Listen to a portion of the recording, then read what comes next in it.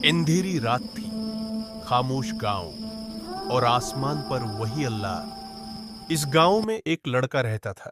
इस नौजवान का नाम था उमरान। उमरान गरीब था मगर ईमान में अमीर था। फज्र की अजान से पहले उठना, वुजू करना और खाली मस्जिद में अल्लाह के सामने झुक जाना इसकी जिंदगी का मामला। लोग कहते थे, मस्जिद खाली है, कौन देख रहा है? मगर उमरान जानता था, अल्लाह देख रहा है। इसी गांव में एक रईस रहता था, रशीद। दौलत, गुरूर, तकब्बर, सब कुछ था उसके पास, मगर दिल खाली था। वो नमाज को बोझ समझता, गरीबों को हकीर और अल्लाह को बस एक नाम। फिर वो दिन आया जब अल्लाह ने आजमाइश नाजिल की। कैद पड़ गया, खेत सूख गए, रोजी खत्म हो गई, घर घर फाके होने लगे।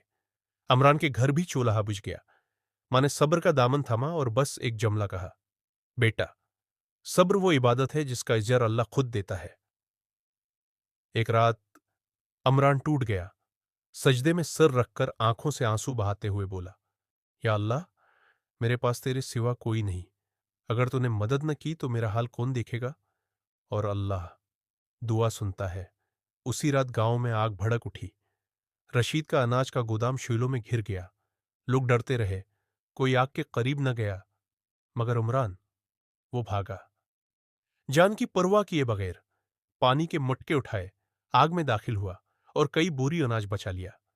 जब आग बुझी तो रशीद ने देखा कि उसका अनाज बचाने वाला वही गरीब उमरान था जिसे वो हकीर समझता था। रशीद की आंखें झुक गईं, दिल कांप गया। वो समझ गया कि दौलत इंसान को बड़ा नहीं बनाती, ऐमान बनाता है। अगले दिन रशीद ने पूरे गांव को बुलाया, आधा अनाज गरीबों में बांटा और उमरान के सामने बैठकर कहा, आज मुझे अल्लाह ने मेरी असल हैसियत दिखा दी।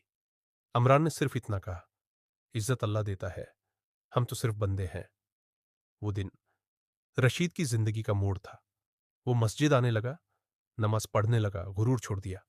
और उमरान, अल्लाह ने उसके लिए रिज़्क के दरवाजे ऐसे खोले जो कभी बंद ना हुए।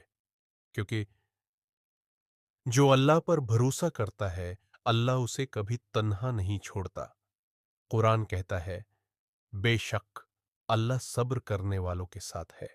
अगर आज तुम अंधेरे में हो तो याद रखो, अल्लाह वहां भी चिराग जला देता है।